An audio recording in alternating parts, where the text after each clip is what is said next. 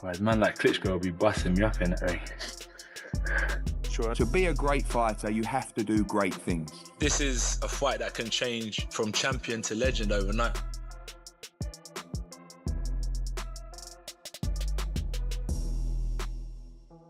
Ultimate goal, yeah, is to walk out that night of the fight and know you put in 100%.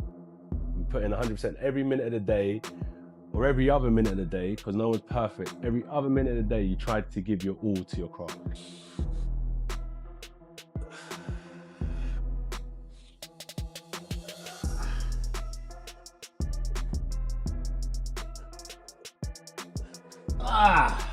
Awesome, man. Respect. Great work. Appreciate it. Great work. It was good. I'm going to train again. Anthony Joshua enters the final day of his training camp, the last checkpoint before stepping into the ring against Jake Paul. The work is done now. No heavy sparring, no limit testing, only sharp adjustments, focus, and control. Joshua moves. With quiet intensity, shadowboxing slowly, listening closely to his trainers, conserving every ounce of energy. This is no longer about headlines. It is about discipline, experience, and turning weeks of preparation into one decisive night inside. The spotlight where pressure meets purpose tonight ahead.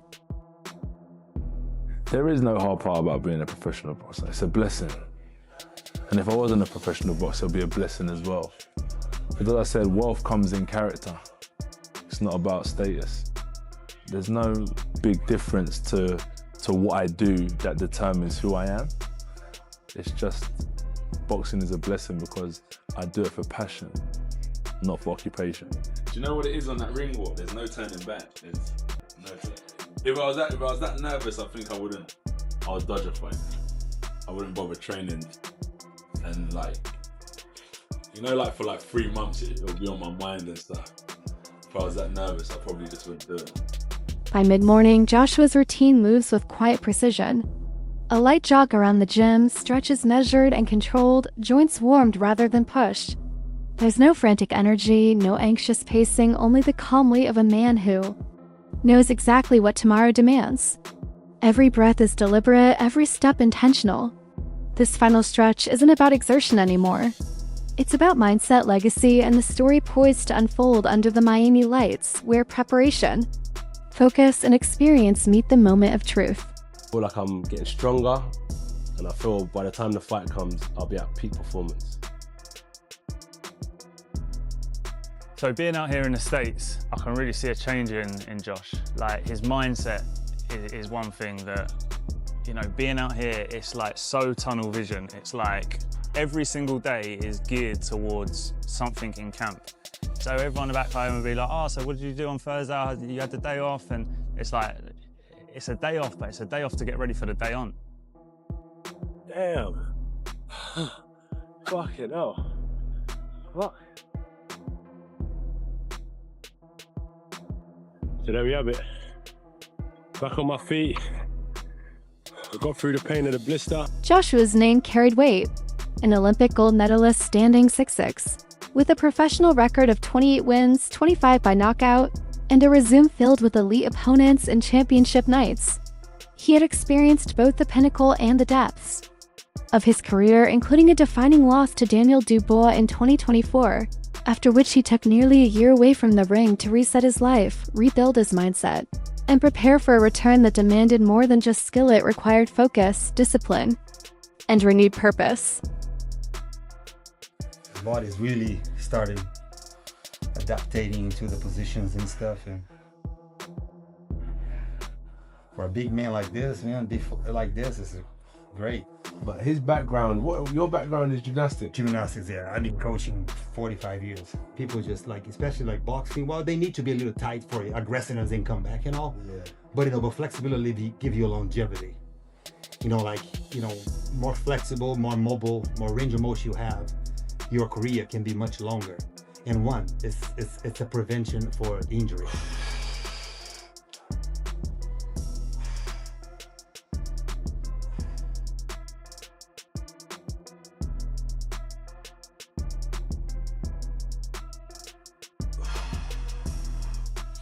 Standing across the ring would be Jake Paul, A fighter whose path had been anything but traditional, rising through vlogs, viral feuds, and a boxing career whose legitimacy was questioned at every step.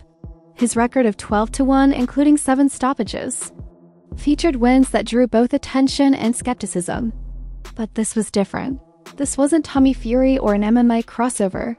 This was heavyweight boxing 8 rounds under Queensberry rules, 10-ounce gloves, and a global spotlight streaming. Live on Netflix. Focus on myself. I'm confident in myself. Jay could be 10th. I'm confident in myself. That's what I'm saying. It's not about how he is. I just really like, I've got a good team. I've been through ups and downs. I've stood the test of time. I'm passionate. I'm hungry. And I'm still here ready to fight my heart out. So, what a jolly lad he is, you know? Just a bubbly guy. Bubbly guy. Gotta love him, bro. Gotta love him, but he's gonna fucking die. Look at this, bro. I'm always training. 150 pounds, dog. Just easy work. 40,000 reps a day. Look at the forearm size. It's at least a couple inches tall.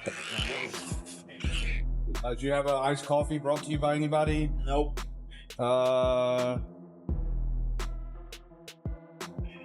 Did you practice? Did you learn how to breathe again today? It was pretty normal morning. Yeah. Yeah, okay. Not many people get these opportunities and to live this life, and I feel guided by God through this camp and through this process and making this decision to fight a very, very difficult challenge. God has removed, you know, the fear that would like normally be there. So I feel good, and I'm excited for fight week.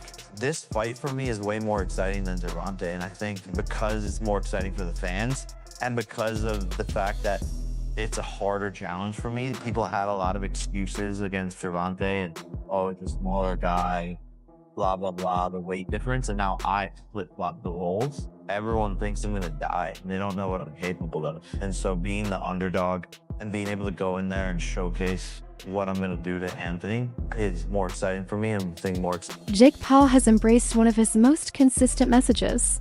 He's ready for the challenge, and the boxing world has underestimated him at every turn. Rising to prominence outside traditional boxing through YouTube and social media, Paul thrives on taking on the biggest challenges, even when critics doubt him. In interviews leading up to the fight, he has repeatedly emphasized his willingness to face anyone, anywhere, anytime, insisting that many thought a matchup against one of boxing's most accomplished heavyweights would never materialize, proving that his ambition and confidence are as much a part of his strategy as his fists. FanDuel, you're coming into this fight as the underdog. Yeah, you know, that's to be, assumed, right? This is like, an Olympic gold expected, medalist over right. here, 2-time heavyweight champion of the world.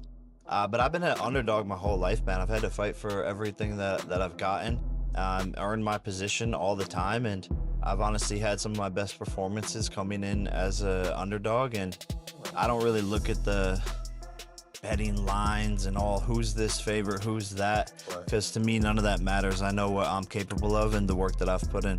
Anthony, I'm assuming you never had to make weight. Never had to make weight. Never. So I seen when they said that you came in, you're training hard. I actually seen you said that you're faster, you're stronger, and why didn't you do this way before? Do you feel better coming in at 245 than ever? I do. I feel great. Yeah. I'm blessed. I feel happy that this task was put upon me, because I wouldn't have pushed myself to get to a certain weight. I would have just been doing what I do usually. Right. And I feel really good. So I think it was a blessing in disguise. Think you lined them up? Think that was very smart of y'all to get him down to 245? Yeah, no, I don't agree with the decision or on his behalf, you know, like he's taken away his best thing against me, which is his power. And we've seen him when he's a little bit lighter and there's just not as much thump on the punches. And I think that's probably the best thing he could have had, is that extra oomph in those punches. But it's his game plan, whatever he wants. But to me, the weight doesn't matter. The weight's not going to make a difference. It's going to be the skills that win this fight. And I believe my skills are better than his, which is a crazy thing to say, but he's a very basic fighter and he's gotten to where he's at because of the size and because of the power.